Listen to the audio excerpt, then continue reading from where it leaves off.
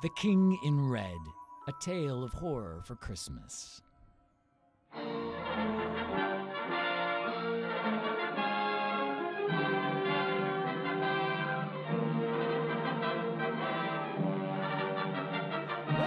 Wireless News, December 12th, 1920. Our bright new age of discovery continues apace. The Carnivan Expedition, based out of Miskatonic University in Massachusetts, sets off on an adventure to the top of the world and the North Pole. Heading the team is world-famous adventurer and playboy Lord Archibald Carnivan.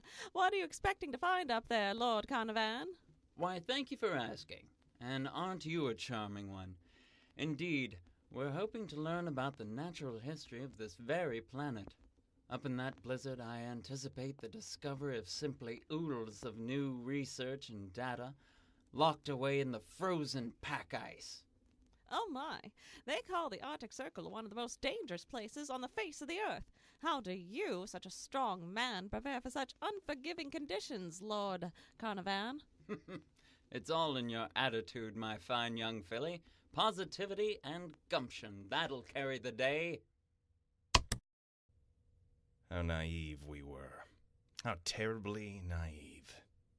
On the rare nights when sleep comes easily, I often dream of those early days, before the ageless children, before the King in Red, and before that mind-destroying clamor of jingling bells. I remember the noble ambitions we started with, and I wonder, was there a time where we could have stopped?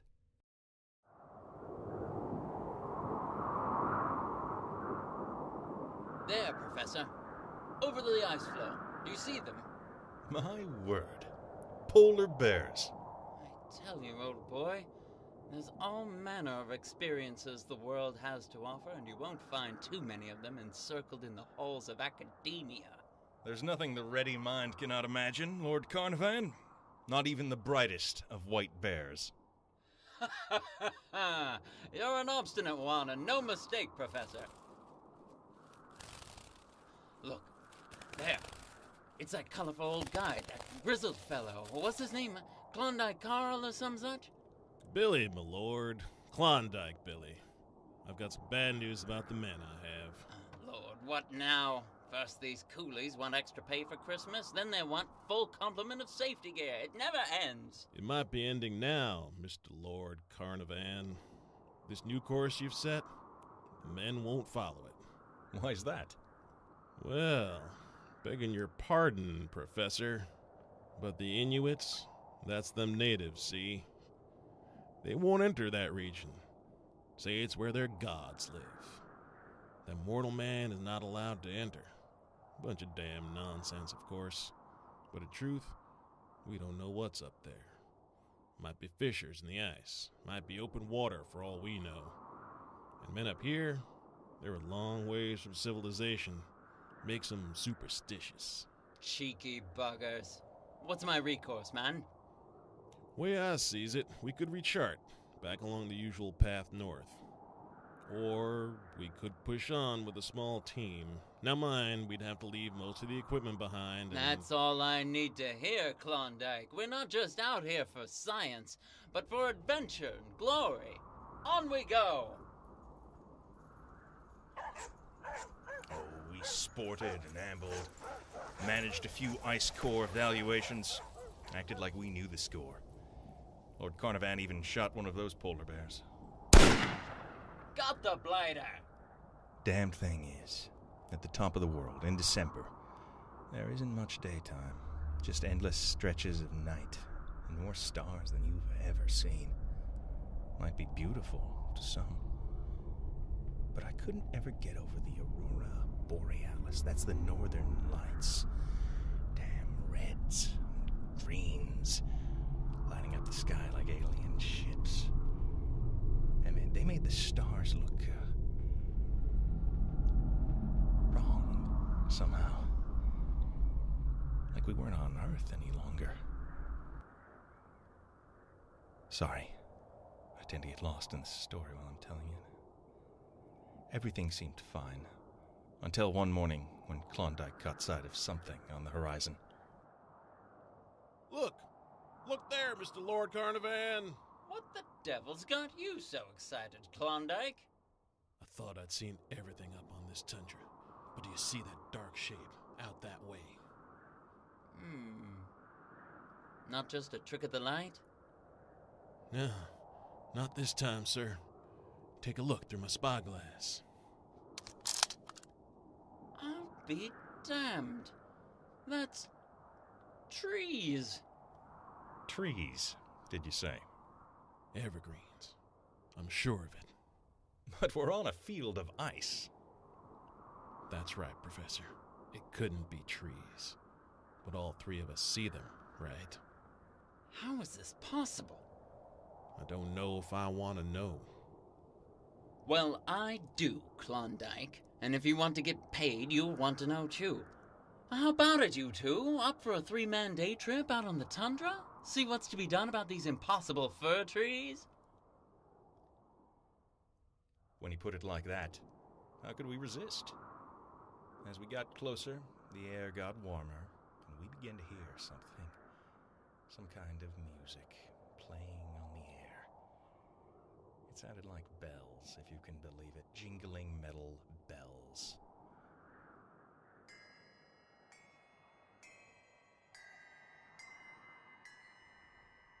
And as we pushed closer to this small forest, for that was indeed what it seemed to be, we noticed our olfactory senses becoming engaged as well.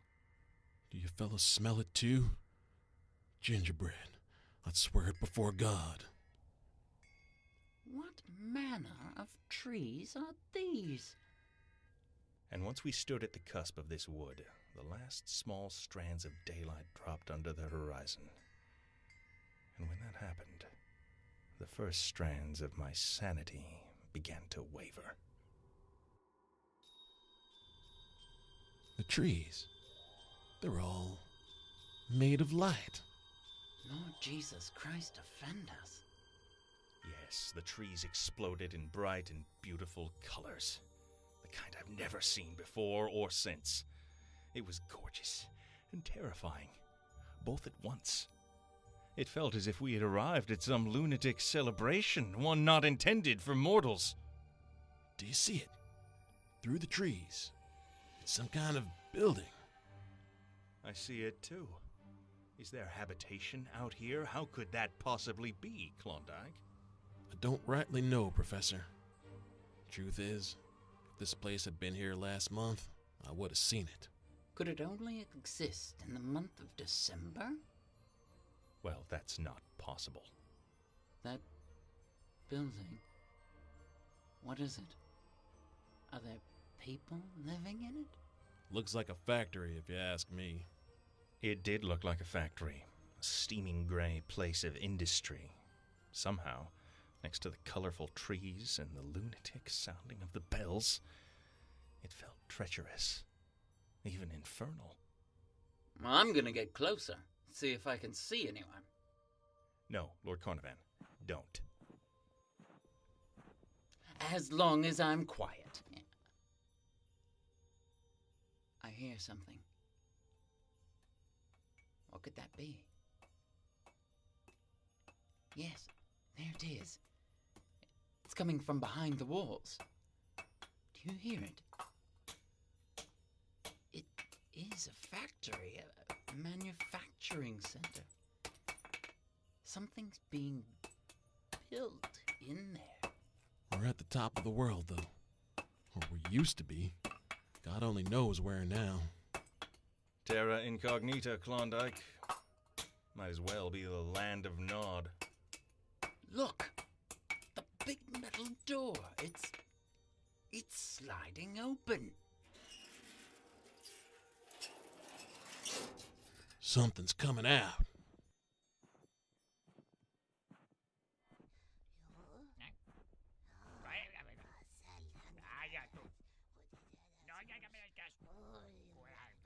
What are they?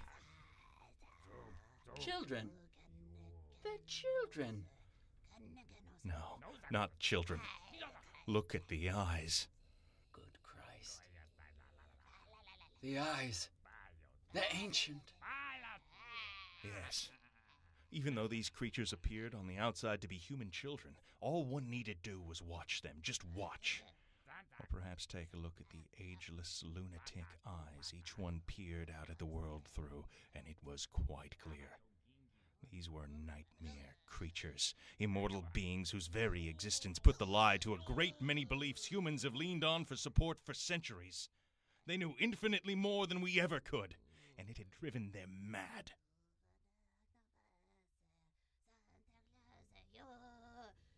What unholy things are we looking upon, men?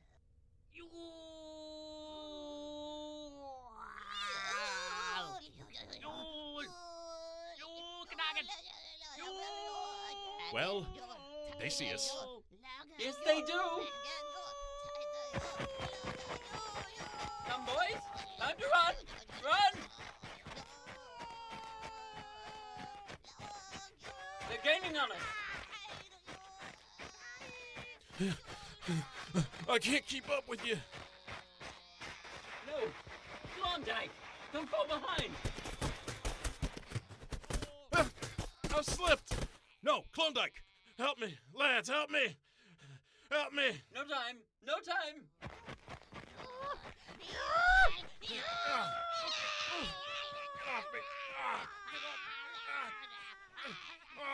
Sons of bitches, get...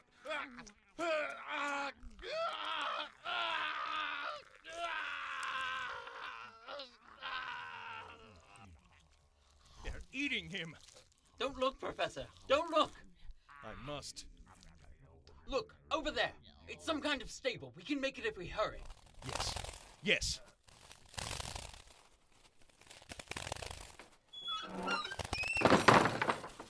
Here, brace it with this. Did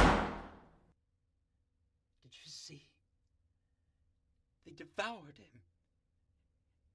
Eaten alive. Shh. Shh. Do you hear them now? They're gone. What were they, Professor? What in God's name? More important, where are we now? Good Christ! More monsters! It's all right. They're locked in those paddocks. Giant deer of some kind. What is this place, Professor?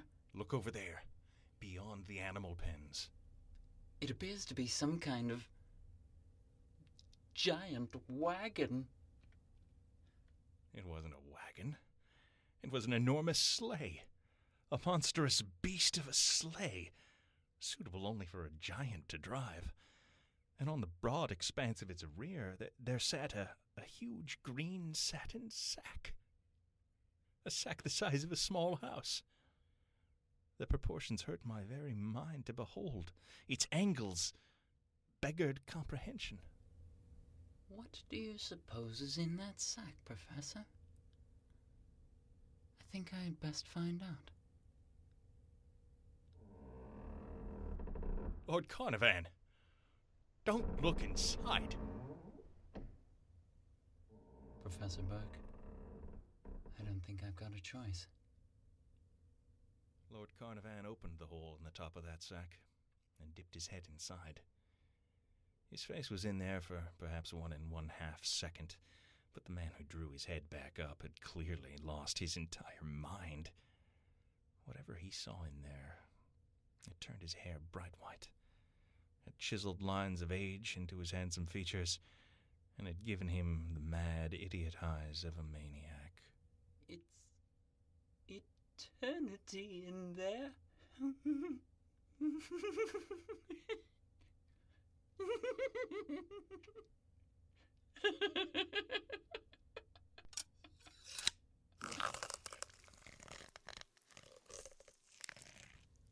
He slit his throat right there on the sleigh, without another word.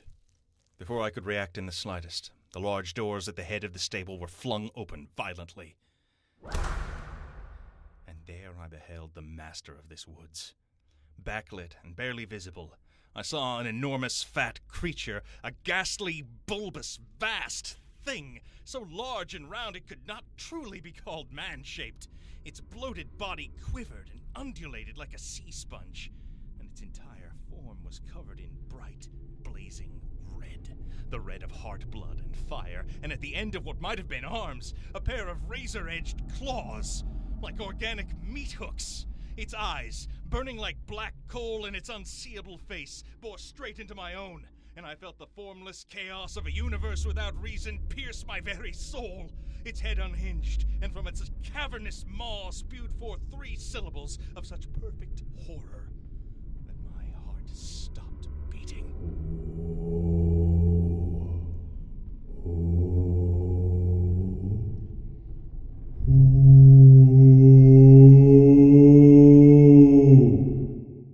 And then I knew nothing but the falling of snow.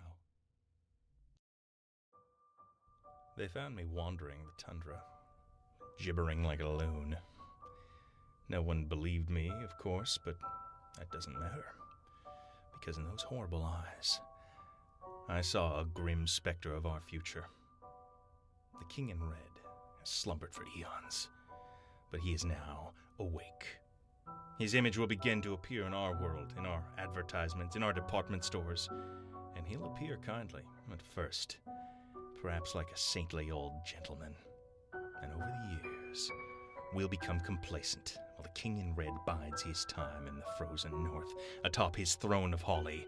He sees us when we're sleeping, and he knows when we're awake. And once his influence has replaced the Christian God in our hearts, his world will begin anew. I implore you, you better watch out. You'd better not cry, for the King in Red is coming. Beware his season, and beware his sound. The mad tintinnabulation of jingle bells.